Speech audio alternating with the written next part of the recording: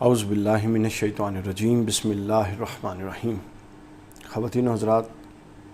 بہت شکریہ، میں آپ لوگوں کی خدمت میں ابھی جس نئی سیریز کا آج سے آغاز کر رہا ہوں وہ خواب اور ان کی تعبیرات سے متعلق ہے۔ دیکھیے، میری ہمیشہ سے یہ کوشش رہی ہے کہ وہ امور جو عوام الناس کی زندگیوں سے متعلق ہیں اور ان امور سے متعلق ابہام بہت ہے، افراط و تفریط بہت ہے، ڈھکوسلے والے لوگ، جاہل لوگ،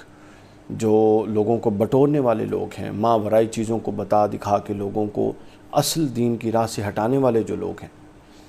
ان کے کاروبار کو بند کیا جائے اور ایک عام بندے کو براہ راست گھر بیٹھے قرآن اور سنت کا علم،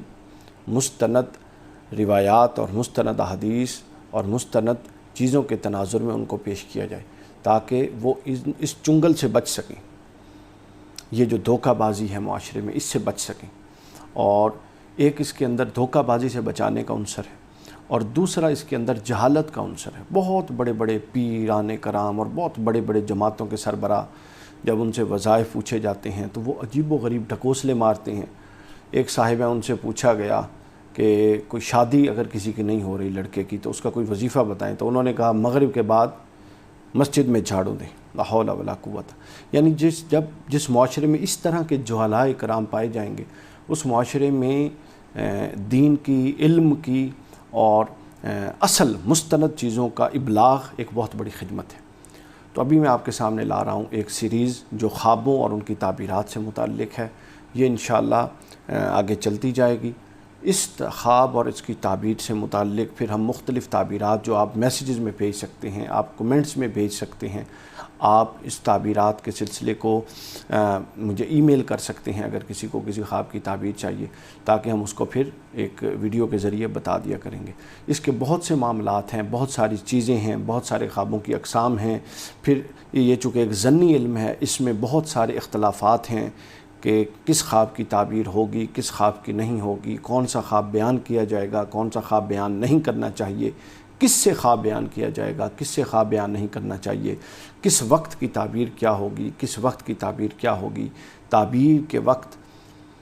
کیا کیا معاملات پوچھے جائیں گے تعبیر بتانے والے کے، صحت کیا ہے، اس کا عقیدہ کیا ہے، اس وقت اس کو کوئی بیماری لاحق تو نہیں تھی، خواب دیکھا کس وقت میں، رات کے کس پہر میں، دن کے کس پہر میں، کوئی اور چیز تو لاحق نہیں تھی۔ تو اس کے بہت سارے لوازمات ہیں۔ تو میں انشاءاللہ مختصر اپنی اس کلپس کی صورت میں کوشش کروں گا کہ اس سیریز کو کور کریں، تاکہ یہ وہ علم ہے جس کو جو ہم میں سے ہر بندے کا براہ راست جس کا تجربہ ہے۔ اور دوسری وجہ جو میں اس کو لے رہا ہوں، آج کل میں چونکہ بہت سارے مغربی جو ملحدین ہیں، مستشرقین ہیں، جو اسلام کے خلاف لکھتے ہیں، اور وہ لوگ جو مذہب کے خلاف لکھتے ہیں، ملحد لوگ جو بالکل منکرین مذہب ہیں، ایتھیسٹ ہیں، جو ان کے ہاں وہ کہتے ہیں مذہب کا کوئی ثبوت نہیں ہے، مثلا جس کا مجھے تجربہ ہو، ایکسپیرینس، سائنٹیفک بیسز وہ کہتے ہیں ہونی چاہیے کسی بھی شے کے پروف کے لیے، اور مذہب کی پروف کے لیے سائنٹیفک بیسز موجود نہیں ہیں۔ جبکہ میں یہ کہتا ہوں کہ مذہب کے بہت سارے اصول اور اساس تو ایسی ہے جو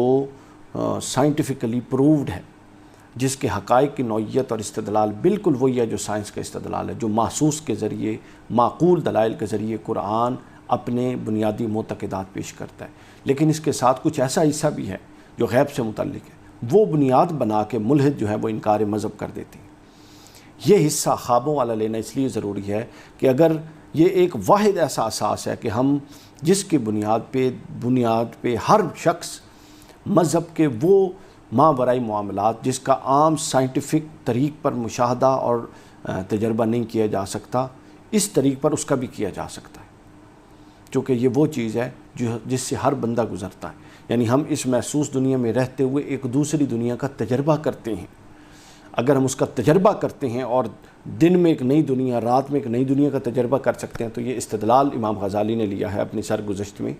کہ یہ بعد ازاں جو حیات بعد موت ہے، اس پر اس سے مضبوط ترین استدلال نہیں ہو سکتا۔ لہٰذا اپنا وقت نکالیے، اس سیریز کو خود بھی سنیے، اپنے بچوں کو سنائیے، تاکہ آپ کے اس معاملے میں سارے ابہام دور رہیں اور جو فوائد ہم اس سے لینا چاہتے ہیں وہ فوائد حاصل ہوں۔